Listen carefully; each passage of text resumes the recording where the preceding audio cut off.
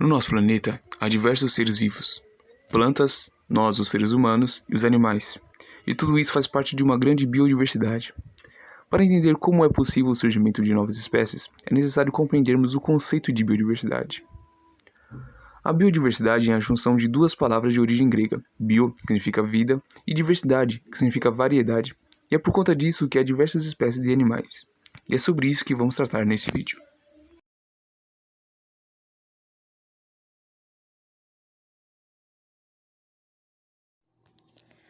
Agora iremos falar sobre a origem dos animais. Dizem que tudo começou através do Big Bang, onde foram surgindo animais e fungos, que tenham se derivado de micro-organismos eucariontes unicelulares, que formavam colônias e viviam em ambientes aquáticos. O ancestral em comum com eles era o heterotrófico, que apresentava flagelos em alguma parte de sua vida.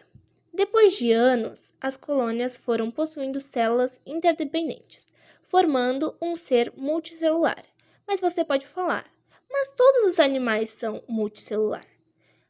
Sim, mas eles podem ser caracterizados através de sua presença ou ausência de tecidos, o tipo de sistema digestório ou reprodutor. As primeiras formas de vida foram classificadas como unicelulares, anaeróbicas, procarióticas e logo após muitas evoluções nasceram células eucarióticas.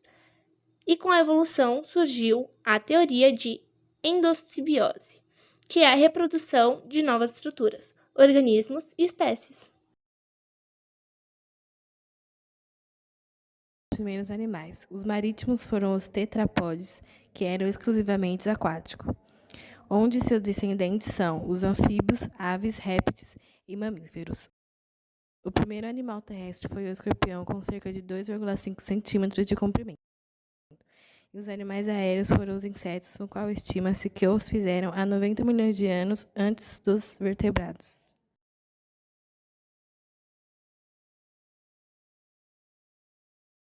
Falaremos da evolução dos animais.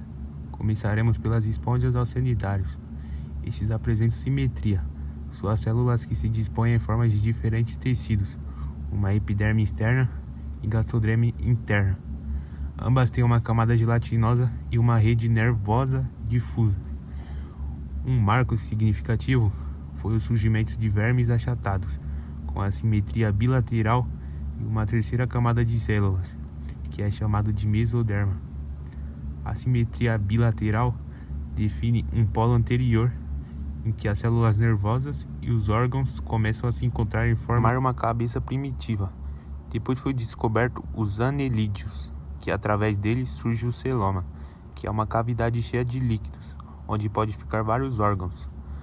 Aparecem também um segmento que se cria em seu corpo por uma série de módulos com uma estrutura similar que se repete logo após. Vieram os artrópodes, onde tem um esqueleto articulado externo e uma carapaça que cobre todo o seu corpo e suas apêndices. Isso faz com que o seu deslocamento o façam mais eficiente. Além disso, os insetos foram os primeiros animais que conquistaram o meio terrestre, que fez com que eles influenciassem a evolução das plantas com flores, pois precisavam de polinização. Os vertebrados também têm um esqueleto articulado, só que interno.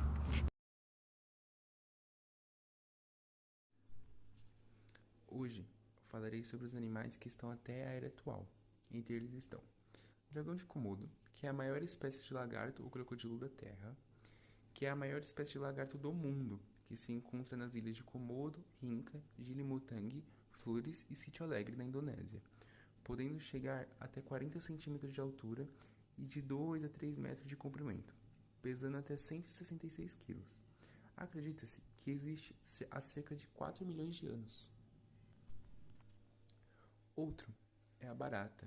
Elas são caracterizadas como cosmopolitas, que podem ser encontradas em qualquer lugar do mundo, mas menos de 1% é sinantrópicas, isto é, quando um organismo se instala em povoamentos humanos para receber benefícios disso.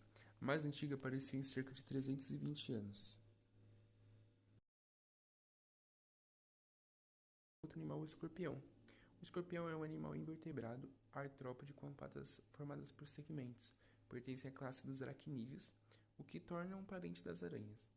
Hoje são mais de 2.000 espécies. Eles chegam até 12 centímetros. São animais noturnos e discretos que preferem ficar escondidos sobre troncos ou pedras.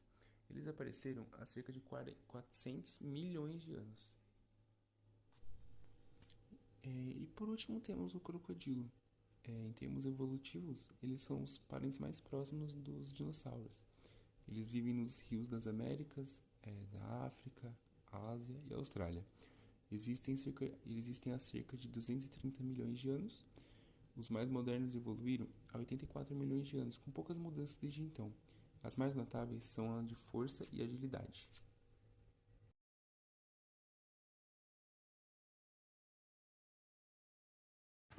A história evolutiva das espécies foi representada por árvores filogenéticas. As árvores filogenéticas é onde ocorre a especialização das espécies na forma evolutiva. É parecido com a nossa árvore genealógica. O sistema filogenético foi criado por William Wenning em 1955 e foi terminado depois de 11 anos, em 1966. A árvore filogenética é considerada um paradigma que evolucionou as classificações biológicas. Ela relaciona a evolução dos organismos, mas elas não são de fatos definitivos, são teorias. As árvores filogenéticas são grupos que foram evoluindo de um ancestral em comum. Darwin foi um dos que participou da história evolutiva dos animais. Ele também desenhou sua árvore filogenética, em que os ramos resultavam em grupos de organismos que ele observava.